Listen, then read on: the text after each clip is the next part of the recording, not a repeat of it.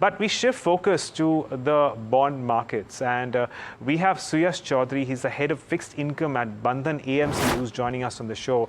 Suyash, good afternoon. Thanks so much for joining in. Suyash, we were just going through one of your latest notes on the current state of the economy, in which you actually talk about three factors, three pillars. That's the current account, the fiscal deficit, and inflation, where all these three factors are coming together, and we can expect a continuity, a little bit of consolidation. Can you give us your wrap and your analysis here? Sure. Thank you for having me. Our fundamental premise is that India fixed income is probably at the start of a structural market. And a lot of factors have aligned for this to happen for India. So you referred to, the three macroeconomic variables that constitute macroeconomic stability, which is current account, fiscal, and inflation. And all three have been consolidating at a reasonably rapid pace. And importantly, a lot of this is policy driven and not just a happy accident. So on current account, our services trade surplus run rate has improved by roughly $5 billion per month over the last 3 years, which has cut our current account deficit by in excess of 1% of GDP at headline level. RBI is an institutionalized inflation targeter, and government has been complementing with supply side management. And fiscal consolidation for India is there for all to see. So not only was the post-pandemic response well organized, but there has been speedy consolidation, including a favorable mix in spending. Second, this amount of consolidation now is happening at a country size, which is very difficult for large institutional global investors to ignore. So India is already a top 5 economy. In the next foreseeable future, we become a top 3. So we are not, any sort of a side story where even though there is good macro, large global fixed income investors can ignore. That's not the case anymore. So we think, they will have to enter India. And the third, which is the index inclusion, is a great facilitator for them to start to pick up more India exposure. And we think it's a multi-year trend and not just restricted to $25 billion. And fourth, if you see the way US macroeconomic policy is progressing, it is basically characterized by fiscal dominance. And this is now a multi-year problem where probably over the next 9-10 years also, US fiscal deficits refuse to consolidate. This is also backed by high current account deficit. And if you put the geopolitical and boundaries that are being created and the de-dollarization that is happening in select parts of the world, probably barring cyclical interruptions, the dollar is on a secular downtrend over the next few years. And that would greatly benefit well-run emerging market macro stories like India. So if you put these four factors together, we think India is pretty much in a structural market. And, the bar for that to turn is fairly high. And, some minor change in political structure is not going to change it, is basically our view. Suyash, good afternoon, Neeraj here. I mean, yesterday the moves, sentimental as they would have been in large part notwithstanding, one of the feelings is that what if, and it's a presumption of course in some parts, what if the nature of the spends changes? The government, the new NDA, or the NDA may not really tweak the fiscal glide path too much, but what if the nature of the spends changes wherein it goes towards some populist measures or some welfare schemes as opposed to what inherently the purse would have been largely used, which is capex infrastructure? Does that alter the way the longer term trajectory of how fixed income investors, albeit even global equity investors and thereby flows, look at India and impact on flows thereof? So that's a great question, Neeraj. Let's look at the size of the potential risk that you are flagging. And first of all, it's important to figure out what all constitutes macroeconomic stability. So I spoke about, inflation, current account, and fiscal dynamics. Now, we don't think RBI changes colors at all. The inflation targeting is pretty much institutionalized in India. So that risk you can basically, eliminate. As far as current account is concerned, this rise of global capability centers and so forth, which is leading to a change in our services trade surplus dynamic, which in turn has led to current account compression at a headline level, probably is also a very great theme and does not turn because of some minor tweaks in government policy.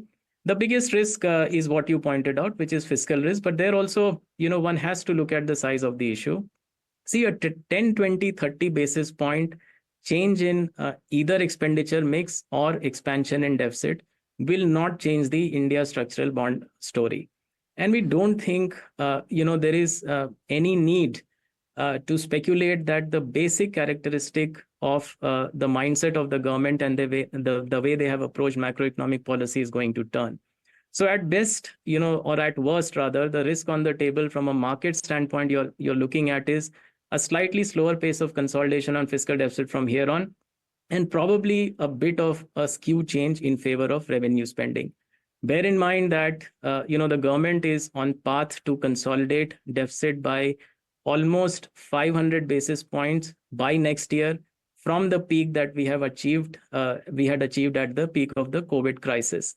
Now, that scale of fiscal consolidation is truly noteworthy and has to be rewarded by global investors. So, like I said, the bar for India macro story and the structural bond market story to turn is much higher than a 20-30 basis point shift as a percentage of GDP in either expenditure mix or fiscal deficit trajectory. Suyash, the other aspect, therefore, is what happens to the two key variables, which is yields as well as INR, because a lot of it has also got to do with global factors, particularly, of course, with the Fed rate trajectory as it shapes up in the second half of the calendar, if there is some movement there. But also the belief that maybe near term, because of the event that's happened yesterday, if we see some outflows, and we saw some outflows yesterday, but if we continue to see outflows in the near term, does it have a material impact? What's your sense about the near term and the medium term trajectory of both the bond markets as well as the currency markets? So first of all, one has to realize, as we have been speaking, India is a great macroeconomic story. And second, bonds are cheap here. So whether it be versus forecasted inflation, and even assume some 20-30 basis point volatility on inflation, or versus the repo rate, bonds are cheap, right? So there is a whole lot of valuation cushion as well when we speak about bonds.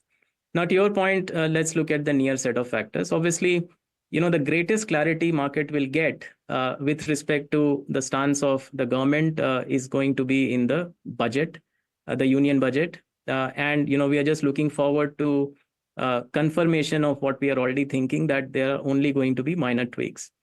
However, while we wait for the budget to happen, there are quite a few positives that are stacking up for the India fixed income market. One is a cut in bond supply for first half of this financial year.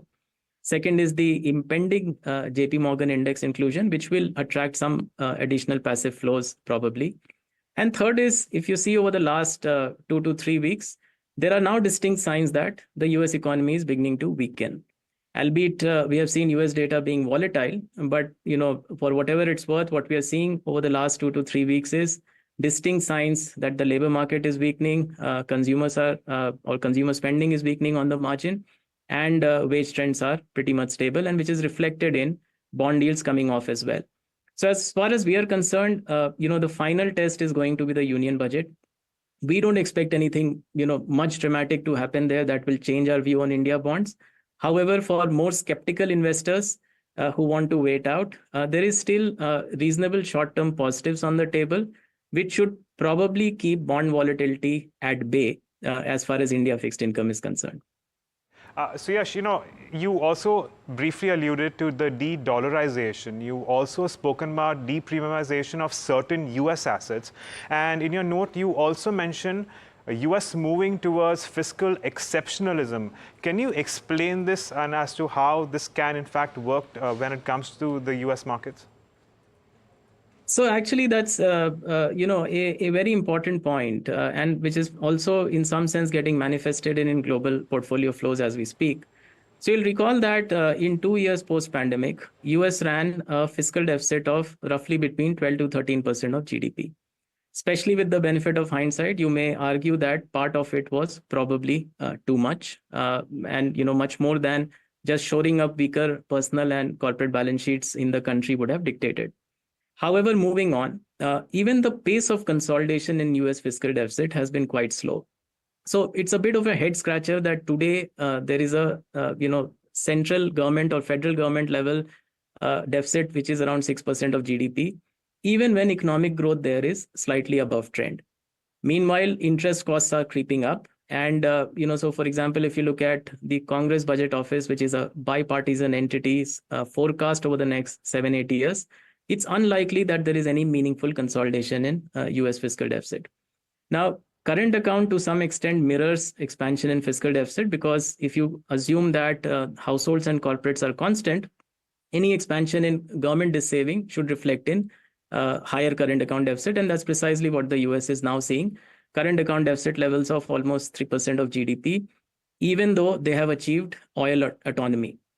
Now, if you put this together with geopolitical evolution, basically you can argue that there is, like we say, a depremiumization of US dollar, which is already underway, which means that you still recognize dollar is the reserve currency of the world, but the premium you want to give to hold US dollar assets is shrinking. One way to us this is showing is narrowing yield differentials between US bonds and bonds of other well-run macroeconomic stories like India. But there are many others around the world as well. And second is, this step up in gold demand, which is probably breaking a lot of historical correlations. Ordinarily, you would not see 5-quarter, 5-half US cash rates and still this bit of a gold demand. So we think, although in the near term, US bonds are the pain point for global fixed income, over the medium term, this de-dollarization trend, or more importantly, the depremiumization trend that we are already witnessing, will potentially lead to further narrowing of bond spreads between US and other well-run emerging markets, or other well-run markets more generally. And India is going to be a very obvious beneficiary of those bond flows as well. All right, Suyash, we'll leave it at that. It was a pleasure speaking with you. Thank you so much for joining us